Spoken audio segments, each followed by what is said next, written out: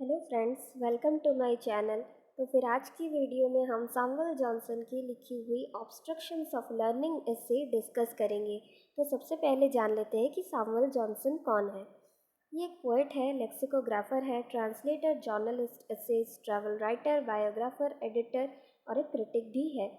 इसका मतलब लिटरेचर का ऐसा कोई भी काम नहीं है जो इन्होंने ना किया हो। ये राइटर 18th सेंचुरी से बिलोंग करते हैं और इनकी एक एस्से की बुक पब्लिश हुई थी जिसमें 100 में से भी ज़्यादा एसेस थे। इस किताब का नाम है द आइडलर।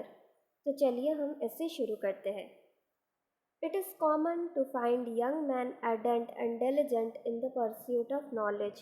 तो ऑथर का कहना है कि ज़्यादातर देखा जाता है कि जो युवा लोग हैं, जो यंग लोग हैं, उनमें कुछ भी सीखने की, नई नई चीज़ें जानने की बहुत ज़्यादा क्षमता भी होती है और बहुत ज़्यादा इच्छा भी होती है, चाह होती है ज़्यादा से ज़्यादा नॉलेज गेन करने की।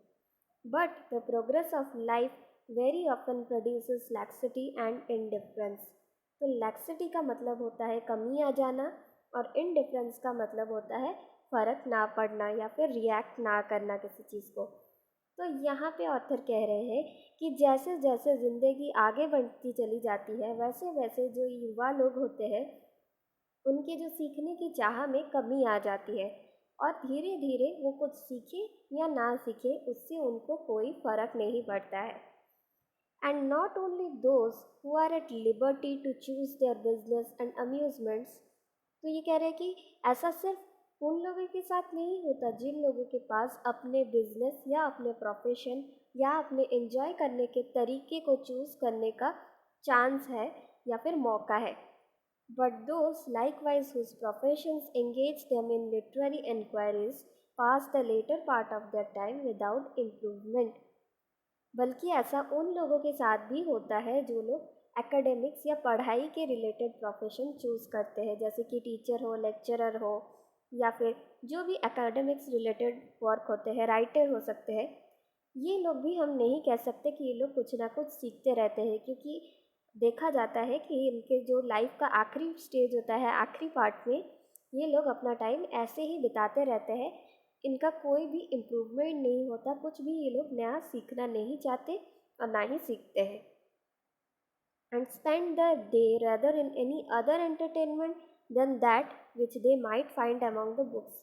ऐसे लोग क्या करते हैं, ये अपना काम करने के बाद जो भी टाइम बचा होता है ये लोग किसी दूसरे तरह के एंटरटेनमेंट में बिता देते हैं। सपोज डांस, म्यूज़िक, वीडियोस देखना, मूवीज़ देखना, कुछ भी हो सकता है, एंटरटेनमेंट में बिता देते हैं क्योंकि उसको उनसे मज़ा आता है, मज़ा मिलता है। लेकिन ये मज़ा तो उनको बुक पढ़ के नहीं आएगा, इसीलिए ये लोग सीखना बंद कर देते हैं, बुक पढ़ना बंद कर देते हैं। This abatement of the vigor of curiosity is sometimes imputed to the insufficiency of learning। तो फिर सीखने की चाह घट जाने की वजह से ही इंसान का जो सीखना है वो धीरे धीरे कम होता चला जाता है। इंसान का जो नॉलेज है वो स्टैग्नेंट हो जाता है एक पॉइंट में आके और बढ़ता बिल्कुल भी नहीं है। एबटमेंट का मतलब है एंड हो जाना, मतलब इंसान के सीखने की चाह एंड हो जाती है जिसकी वजह से वो सीखना बंद कर देता है। Men are supposed to remit their labors because they find their labors to have been vain। कभी कभी इंसान को ऐसा लगने लगता है कि उसने सीखने में या पढ़ने में जो मेहनत की है, जो टाइम लगाया है, वो वेस्ट चला गया है, उसे उसका उतना फल या रिजल्ट नहीं मिला। इस वजह से भी वो अपना पढ़ना और सीखने का प्रोसेस जो है उसमें रोक लगा देता है। And to search no longer after truth and wisdom because they at last despair of finding them. और इसके बाद वो इंसान क्या करता है, वो ट्रूथ को, सत्य को ढूंढना और विजडम के पीठ को ढूंढना, मतलब ज़्यादा से ज़्यादा नॉलेज, चाहे वो फिलोसॉफिकल नॉलेज हो या पर्सनालिटी इम्प्रूवमेंट हो, कुछ भी हो, वो सच को ढूंढना बंद कर देता है, वो सीखना बंद कर देता है, क्योंकि उसे ऐसा लगने लगता है कि ये सब करके उसे कुछ हासिल नहीं होने वाला है, उसका वैसे भी सारा लेवर्स वेन में ही जाने वाला है, उसे इन चीज़ों की कोई ज़रूरत नहीं है। But this reason is for the most part very falsely assigned. लेकिन अगर हम इसी चीज़ को सिर्फ वजह लें कि इसी चीज़ की वजह से लोगों के सीखना कम हो जाता है, तो फिर ये गलत होगा, क्योंकि इसके अलावा और भी कुछ रीजंस है जो ऑथर बताना चाहते हैं। Of learning as of virtue, it may be a fame that it is at once honored and neglected. तो लर्निंग एक ऐसी चीज़, एक वर्च्यू है, ये क्वालिटी है जो सीखना की चाह होती है, या जो सीखना भी एक कला होती है, एक क्वालिटी होती है। और एक ऐसी क्वालिटी है, हर इंसान इसको रेस्पेक्ट देता है, इज्जत देता है। सब कहते हैं कि हमें सीखते रहना चाहिए, सीखने की कोई उम्र नहीं होती, ये सब आपने सुना ही होगा।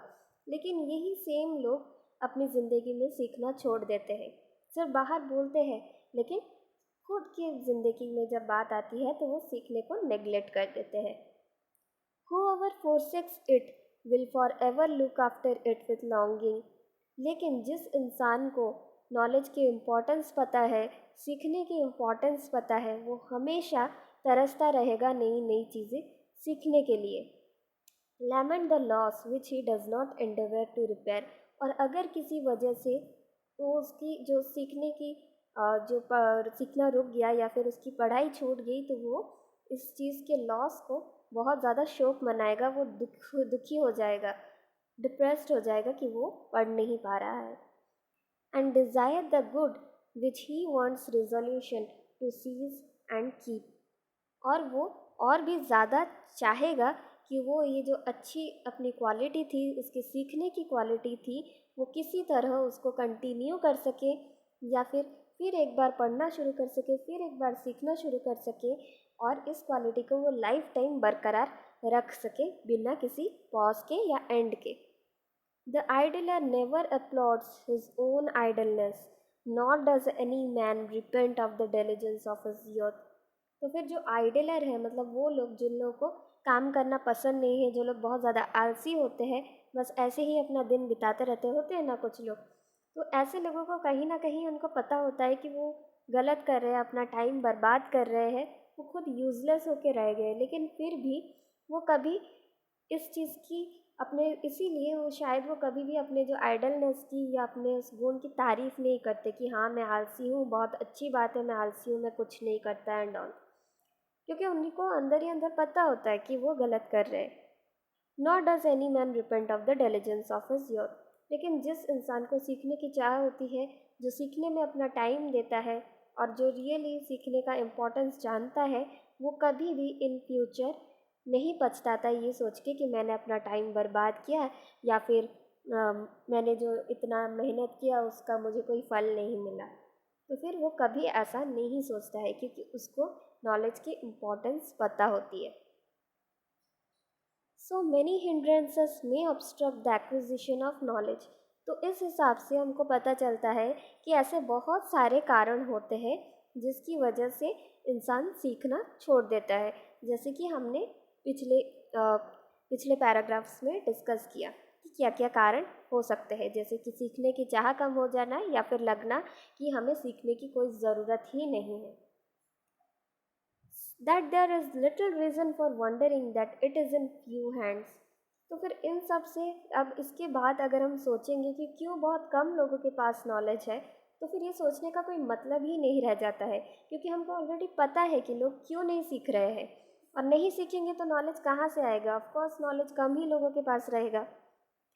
To the greater part of mankind, the duties of life are inconsistent with much study, and the hours which they would spend upon letters must be stolen from their occupations and their families। तो फिर ज़्यादातर जो इंसान होते हैं उनकी life में सबसे इम्पॉर्टेंट चीज़ होती है उनकी ड्यूटीज़, चाहे वो फैमिली को लेकर उनकी रिस्पॉन्सिबिलिटी हो, या उनकी पर्सनल रिस्पॉन्सिबिलिटी हो, प्रोफेशन को लेकर उनकी रिस्पॉन्सिबिलिटी हो, या फिर एज अ सिटीज़न उनकी रिस्पॉन्सिबिलिटी हो। तो हर टाइम वो इंसान ड्यूटीज़ और रिस्पॉन्सिबिलिटीज़ से घिरा हुआ होता है, जिसकी वजह से उसे वक्त ही नहीं मिलता पढ़ाई करने का या कुछ नया सीखने का। और अगर वो कुछ नया सीखने में वक्त देना चाहता है, तो फिर उसको ये वक्त चुराना पड़ेगा। कहाँ से? उस वक्त से, अपने काम के वक्त से, ऑक्यूपेशन अपने काम के वक्त से, या फिर वो अपने फैमिली के साथ जो थोड़ा बहुत खुशी का टाइम बिताता है, फैमिली टाइम बिताता है, उसमें से उसको चुराना पड़ेगा। Many suffer themselves to be lured by more sprightly and luxurious pleasures from the shade of contemplation. तो फिर अभी ये कह रहे हैं कि ऐसे भी बहुत लोग हैं जो लोग लालच में आ जाते हैं किस चीज़ के, अगर उनके पास बहुत ज़्यादा पैसे हो जाते हैं तो फिर उनको लालच आ जाता है और वो अपना टाइम अपने पैसों के से एंजॉय करने में लगा देते हैं, नई नई लग्जरीज खरीदने में, नए नए एडवेंचर्स करने में पैसे उड़ा के एंजॉय करने लगते हैं। वो लोग मतलब इन लोगों के पास रिस्पॉन्सिबिलिटी का प्रॉब्लम नहीं है, ड्यूटी का प्रॉब्लम नहीं है, काम का प्रॉब्लम नहीं है, पैसा है इनके पास सफिशेंट, लेकिन ये लोग उस पैसे को एंजॉय करने में ही टाइम बिता देते हैं, नॉलेज के लिए ये लोग टाइम नहीं निकालते, क्योंकि where they find seldom more than a calm delight such as through greater than all others। क्योंकि इन लोगों को लग्जरीज एंजॉय करने में बहुत ज़्यादा अच्छा लगता है, उनको बहुत अच्छी फीलिंग आती है, लेकिन जब ये लोग सीखेंगे या पढ़ेंगे क्या उनको ये एंजॉयमेंट मिलेगी? नहीं मिलेगी ऑफ कोर्स, क्योंकि उसमें थोड़ा लेवल लगता है। Its certainty and its duration being reckoned with its power of gratification is yet easily quitted for some extemporary joy which the present moment offers and another perhaps will put out of reach। तो फिर अभी क्या होता है कि जो पढ़ाई का जो इम्पोर्टेंस है वो उनको इस टाइम पे पता नहीं चलता है, जब वो लोग लग्जरी को एंजॉय कर रहे होते हैं उनको बाद में पता चलता है, और जब पता चलता है तब सब कुछ ख़त्म हो गया होता है, इनके पास जो अपॉर्चुनिटी होती है सीखने की वो नहीं बच जाती है, और तभी उनको रियलाइज़ होता है कि उन्होंने कितनी बड़ी गलती कर दी है, और ये अपने अंदर ही अंदर पछताने लगते हैं। इज़ येट ईजीली क्विटेड, और इनको तभी दिमाग में आता है कि हमने बस छोटी सी खुशी के लिए, एक टेम्प्ररी जॉय के लिए, टेम्प्ररी मज़े के लिए अपना जो टाइम है बर्बाद कर दिया, जो मोमेंट है उनको तभी ऐसा लगा होगा कि ये लग्जरी हम बाद में तो एंजॉय नहीं कर पाएंगे, ज़िंदगी तो बहुत छोटी है, हमें अभी ही एंजॉय कर लेना है, क्या पता बाद में हमको एंजॉय करने का चांस मिले ना मिले, और इस आस में ये लोग लग्जरी से एंजॉय करते करते ही अपना टाइम बिता देते हैं। लेकिन उसके बाद एक टाइम ऐसा भी आता है जब ये लग्जरीज उनसे दूर हो जाती है, क्योंकि पैसा जो है उसको चुराया जा सकता है, पैसा आज है तो कल हो ये मतलब नहीं है, पैसे की कोई गारंटी नहीं होती, लेकिन जो नॉलेज होती है उसकी तो गारंटी होती है ना। ये राइटर ने नहीं बताया लेकिन वो यही कहना चाह रहे हैं कि नॉलेज की जो है उसकी गारंटी होती है, नॉलेज को कोई छीन नहीं सकता, नॉलेज हमेशा हमारे पास रहता है। It is the great excellence of learning that it borrows very little from time or place. It is not confined to season or to climate। देखिए जैसे मैंने अभी पिछली पैरा में बताया, वही ऑथर यहाँ पे कह रहे हैं कि लर्निंग की, सीखने की जो सबसे अच्छी बात, अमेजिंग बात ये है कि उसका टाइम और जगह से कुछ लेना देना नहीं है, चाहे कोई भी टाइम हो इंसान सीख सकता है, चाहे कोई भी जगह हो इंसान सीख सकता है, और जो नॉलेज है वो किसी भी टाइम इंसान की काम आ सकती है, किसी भी टाइम पे किसी भी जगह पे इंसान उसको यूज़ कर सकता है। It is not confined to season और क्लाइमेट। ऐसा नहीं है कि क्लाइमेट बदल गया तो हमारी नॉलेज चली जाएगी या फिर हम नॉलेज गेन नहीं कर पाएंगे, नहीं। या फिर अगर हमारी कंट्री बदल गई या हमारी सिटी बदल गई तो इसका मतलब ये नहीं कि हमारे नॉलेज काम नहीं आएगी, हमारी नॉलेज हमेशा हमारे काम आएगी, और हम इसको हर जगह से हम कुछ ना कुछ सीख सकते हैं। But may be cultivated and enjoyed where no other pleasure can be obtained. अगर कोई ऐसा भी जगह हुआ जहाँ पे कोई भी दूसरा प्लेजर नहीं है, कोई भी दूसरा एंटरटेनमेंट का ज़रिया नहीं है, वहाँ पे भी नॉलेज हम यूज़ कर सकते हैं, वहाँ पे भी हम नॉलेज एक्वायर कर सकते हैं, नई नई चीज़ें वहाँ पे भी सीखने के हमेशा चांसेस होते हैं। But this quality which constitutes much of its value is one occasion of neglect. लेकिन ये क्वालिटी जिसकी वैल्यू इतनी ज़्यादा है लेकिन फिर भी लोग इसको नेग्लेक्ट ही करते हैं। What may be done at all times with equal propriety is deferred from day to day, till the mind is gradually reconciled to the omission and the attention is turned to other objects। तो फिर क्या होता है, अगर किसी को पता भी होता है कि नॉलेज ज़रूरी है तो फिर भी उसके लिए हर रोज़ उतना ही टाइम किसी चीज़ को सीखने के लिए सेम टाइप का टाइम दे पाना मुमकिन नहीं हो पाता है, और धीरे धीरे किसी ना किसी कारण उसका दिन बाय डे जो सीखने का टाइमिंग होता है वो कम होता होता चला जाता है, और कम होते होते एक ऐसा दिन आ जाता है जब उसका जो सीखना है वो कम्प्लीटली बंद हो जाता है, और उसका जो अटेंशन होता है उस इंसान का वो कम्प्लीटली दूसरी चीज़ों में चला जाता है, दूसरे ऑब्जेक्ट्स या लाइफ की दूसरी चीज़ों में पूरी तरह से डाइवर्ट हो जाता है। Thus, habitual idleness gains too much power to be conquered, and the soul shrinks from the idea of intellectual labor and intenseness of meditation. तो फिर हम अभी सोचते हैं कि जो आइडलनेस है, हम सपोज़ मैं आपको एक एग्ज़ाम्पल देती हूँ। आप सोच रहे हो कि सपोज़ आज मैं 3 घंटा पढ़ाई करता हूँ और 1 घंटा रेस्ट ले लेता हूँ। 1 घंटे में क्या हो जाएगा, 1 घंटा ही तो मैं रेस्ट लूँगा, बाकी तो 3 घंटा पढ़ाई करूँगा। उसके बाद आप क्या करते हो, आप जो 1 घंटा रेस्ट करते हो पढ़ाई के बाद, आपको वो टाइम बहुत ज़्यादा अच्छा लगने लगता है। फिर नेक्स्ट डे आप क्या करते हो, क्योंकि आपको टाइम अच्छा लगा तो फिर आप 5 मिनट बढ़ा देते हो कि नहीं चलो मैं और 5 मिनट रेस्ट कर लूँगा, 2 घंटा 2 hours 55 minutes पढ़ाई कर लूँगा, क्या दिक्कत है। ऐसा करते करते क्या करते हो, आप जो अपना आइडियलनेस का टाइम होता है, जो अपना ना पढ़ाई करने का टाइम या ब्रेक टाइम होता है, आप उसको बढ़ाने लग जाते हो, क्योंकि आपको वो टाइम अच्छा लगने लगता है, वो टाइम आपको आसान लगने लगता है। पढ़ाई करना मुश्किल है, कुछ सीखना मुश्किल है, लेकिन खाली बैठना या एंजॉय करना बहुत ज़्यादा आसान है और मज़ेदार भी है। तो फिर ऐसे ही धीरे धीरे क्या होता है, आपका जो गट्स होता है, आपका जो माइंड होता है, वो पढ़ाई से दूर होता होता चला जाता है, और आपको बिल्कुल भी मन नहीं करता पढ़ाई करने का। अब कम्प्लीटली धीरे धीरे आप डिस्कवर करोगे कि एट लास्ट आपको 5 मिनट भी पढ़ने का मन नहीं करेगा, और ना ही आपका ब्रेन मानेगा उतनी मेहनत करने के लिए, क्योंकि उसको उस आराम की, उस ऐशो आराम की आदत हो गई है। एक बार इंसान अगर कंफर्ट जोन में आ जाए तो फिर उसको थोड़ी ही मन करेगा कि वो ज़्यादा मुश्किल चीज़ करे।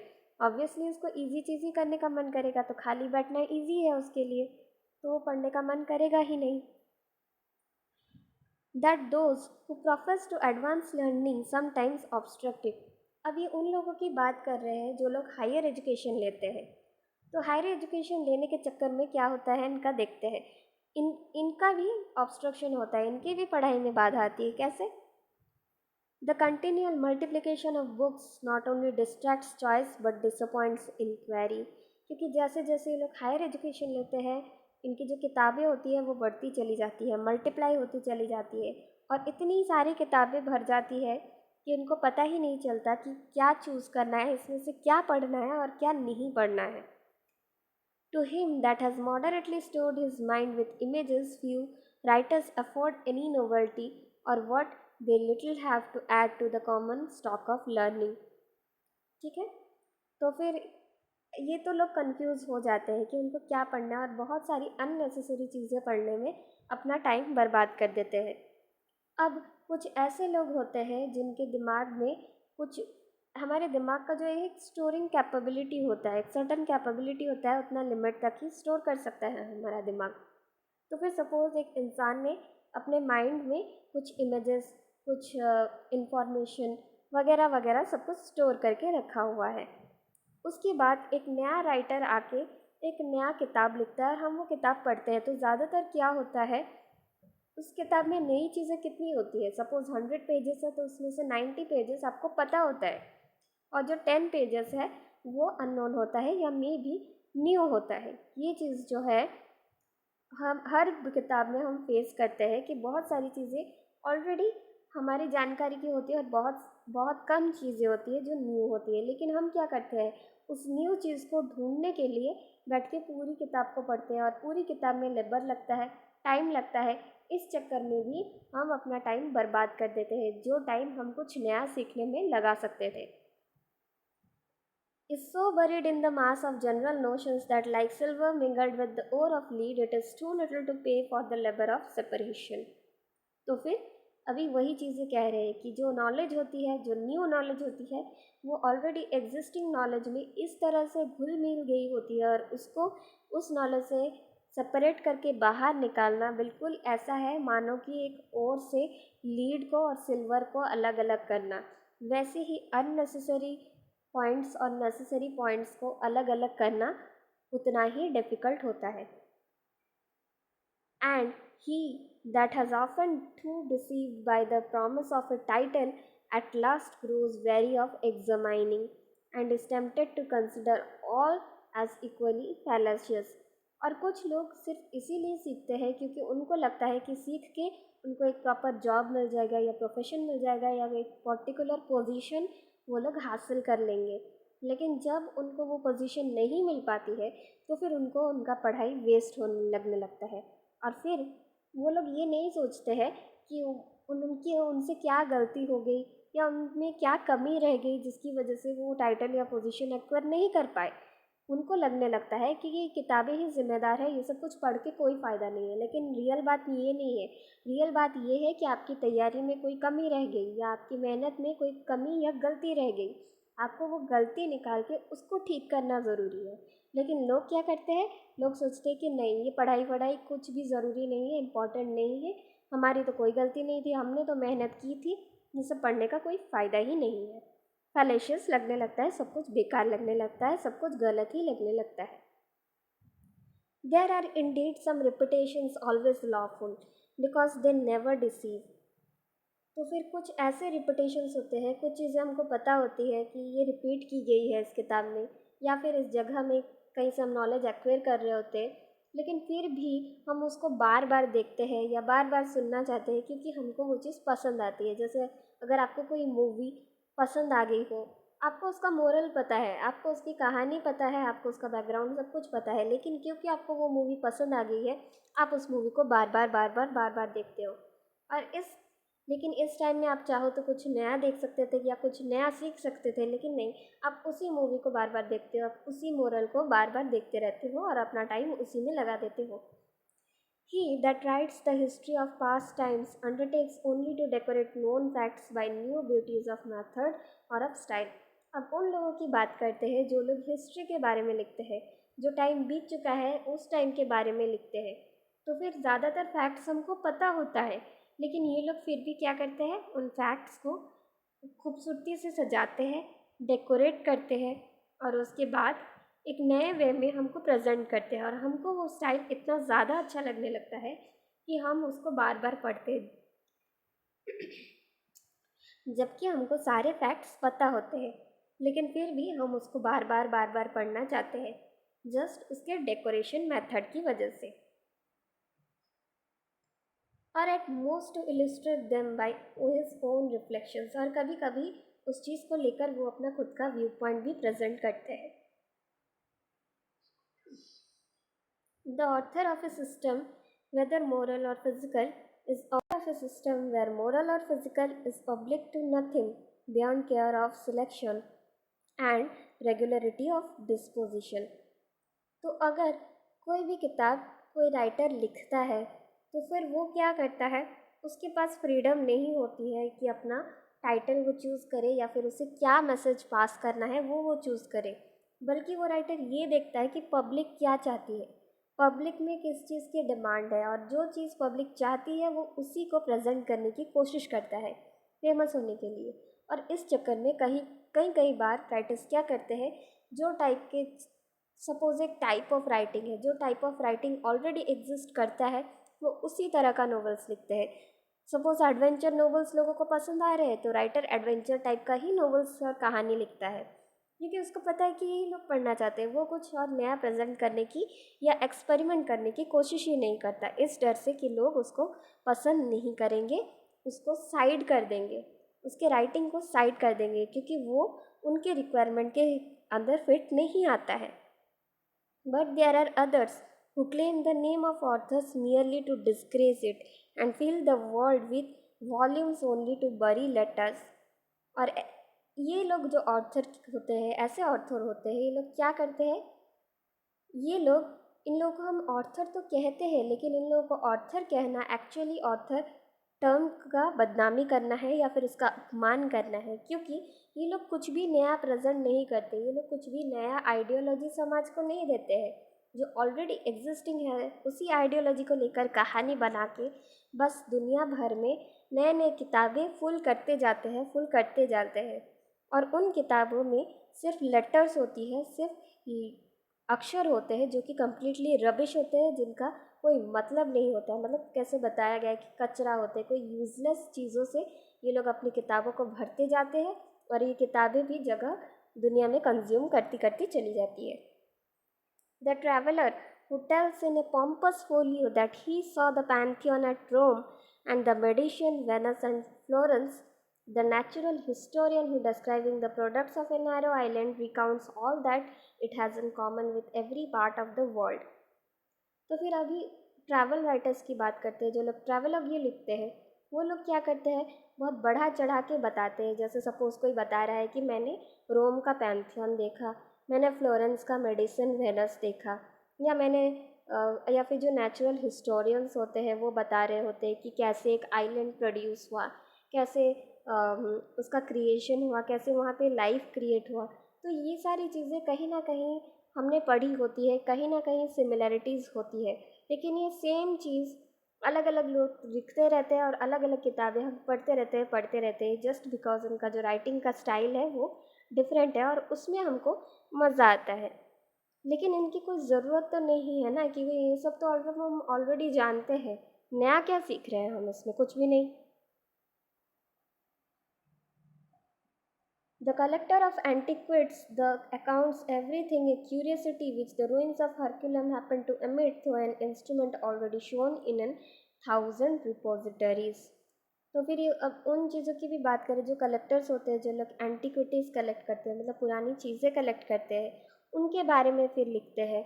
और लोग उसको ऐसे क्यूरियस में पढ़ते रहते हैं जैसे उनको बहुत कुछ नया नॉलेज मिल रहा हो, लेकिन ज़्यादातर उसमें कोई नॉलेज होता ही नहीं है। सपोज़ कोई एक लिख रहा है कि एक सिविलाइजेशन था और वहाँ के लोग जो है वो लीड का कॉपर का जो ग्लास है वो यूज़ करते थे, उससे पहले वो गोल्ड का ग्लास यूज़ करते थे, वगैरह वगैरह वगैरह। उनके ग्लास में ऐसी डिज़ाइंस होती थी। ये सब जान के हम क्या करेंगे? इसका क्या यूज़ है?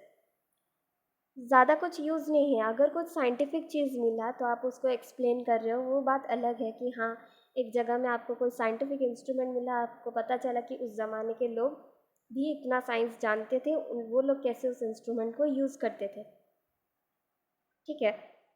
लेकिन जो चीज़ ऑलरेडी एग्जिस्टिंग है, हज़ारों हज़ारों जगह में म्यूज़ियम्स में वो ग्लास वगैरह रखे हुए हैं, ऑलरेडी लोग उनको देख रहे हैं, आप फिर से उसको किताब में लिखते हो, उसका क्या मतलब है? कोई मतलब नहीं है। और a cup common to the ancients the moderns and all mankinds, जैसे कि मैंने कप का एग्जांपल दिया, ग्लास का दिया, वो अभी कप बोल रहे हैं, एक ऐसा कप जो कि ऑलरेडी सारे इंसान जानते हैं कि ऐसा कप हुआ करता था या ऐसे लोग यूज़ करते थे। अब उसके बारे में नया लिख के कोई मतलब नहीं है। may be justly censured as the persecutor of students and the thieves of the time which never can be restored। तो फिर ऐसे राइटर्स क्या होते हैं? ये लोग स्टूडेंट को टॉर्चर करते हैं। परसिक्यूट करना मतलब टॉर्चर करना। ये लोग टॉर्चरर होते हैं। बेकार में फालतू की चीज़ों को रट्टा मारा के, या फिर आप कह सकते हो स्टूडेंट्स को फोर्स करते हैं याद करने के लिए ऐसी चीज़ों को जिनकी कोई ज़रूरत ही नहीं होती है, और ये सारी माइंड में जगह धीरे धीरे लेती चली जाती है।